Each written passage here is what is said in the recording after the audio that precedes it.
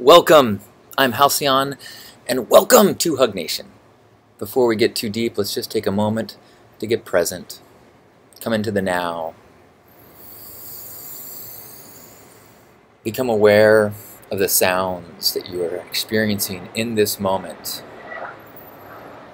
A rumbling in the air, a trickling behind me, wisping of something being rustled in the wind, occasionally a chime, a voice. Try to just experience the sound without going into the story. Hear the rumbling and notice the experience of that sound instead of making the jump to airplane, landing, destination, story. Instead, just a sensation. And we practice that experience of the now and that awareness that nothing is lacking in the now. There's only the perfection of awareness, the infinity of the present moment. And so we recalibrate back to gratitude and appreciation for all the things we can experience and then all the things that we can imagine. And this now moment becomes a canvas for infinite possibility. Thank you, universe, for all of these blessings. Fill us with love and joy so we may spread love and joy in the world. Amen. Welcome. Welcome. Oh my goodness. It is wonderful to have this moment with you. If you're watching an archive, well, thank you for joining in this vibration, joining in this intention, joining in this now moment, whenever it is. Today I wanted to talk about corporate authenticity. I'm going to take us back a few decades. When I first started working, I left my academic path, deciding I didn't want to be a psychologist, and I started working at a call center, answering phones. And one of the things that I realized that there was some struggle passing information among these many shifts of people. There was always new updates and new things. And so they had like this kind of like sheet that they would pass around that with all the new information that you were supposed to get. And I approached my manager because at the time I was making a Xerox zine called Prehensile Tales that actually ended up becoming my first website, but that's another story. This story is about I was making this zine. I was making stories and comics and little hand-drawn stuff that I was having a blast doing. And so when I realized that there was a communication challenge in this office, I said, can I do a company newsletter? And here was the way I explained what I wanted to do. I said, let me be funny, and let me be silly, and let me be entertaining, and then I'll slip in the information that people need to read. If it's just information that you need to know for, updated software release, blah, blah, blah, blah, no one will care, no one will read, and no one will retain. But if you let me be entertaining, if you acknowledge that no matter what the transaction, no matter what the business goal is, that on both sides of the equation is a human being with every desire that every other human being has. And if you make that the basis on which you create this newsletter, then people will read it. And once they get used to reading it, then it just it'll be an easy thing. People will know to read it. It's going to be funny. It's going to be fun. And then they'll end up getting the information that we have to transmit to all the people in the company. And so they said, sure, whatever, dude. You're just answering the phones. You're not really like that important. So if we take a few hours off the phones, yeah, do this newsletter thing. And it was hugely popular, and it was hugely successful, and it was a lot of fun. And it eventually led to that company saying, you seem pretty creative. We keep hearing about the internet. Why don't you learn what it is, put your little magazine online to practice and then make us a company homepage.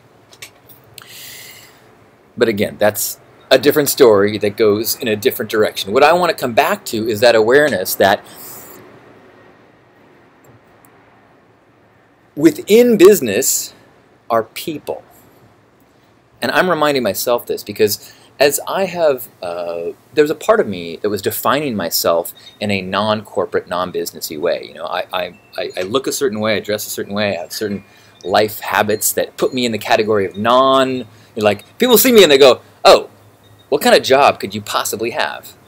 You know, what do you, you do a janitor at a housing place for the blind? And like, how is that possible that you have a job?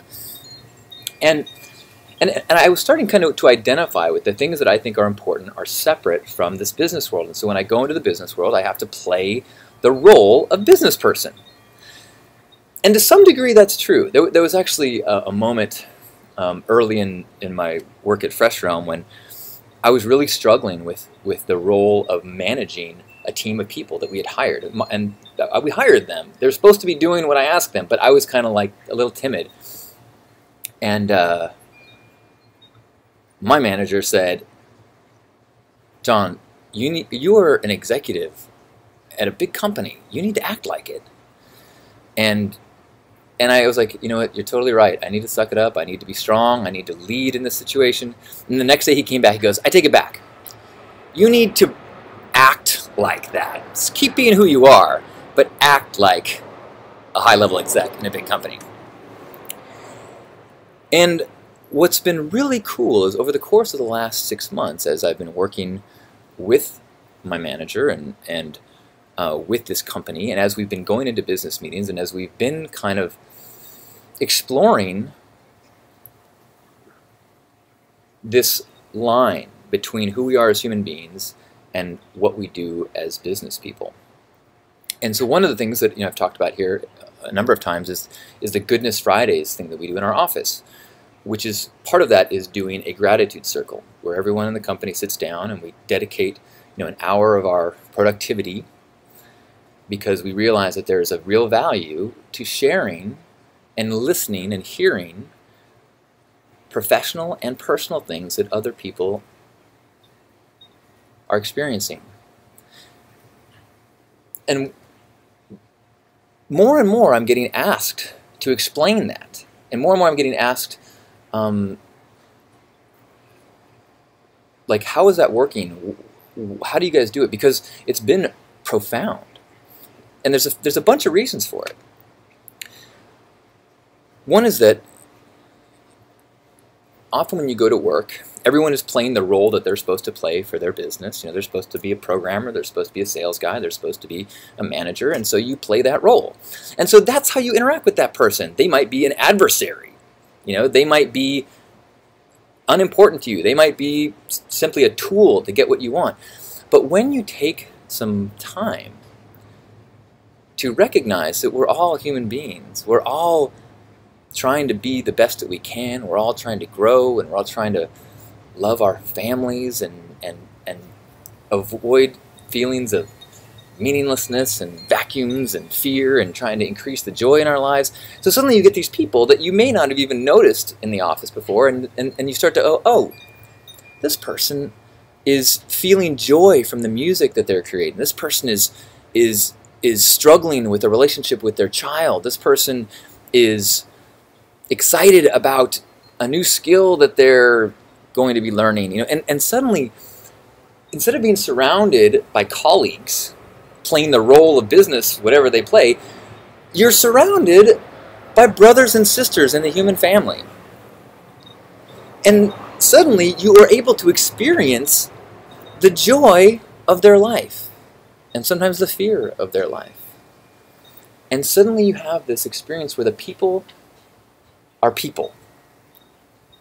And whether you acknowledge it or not, you are able to feel a love of them.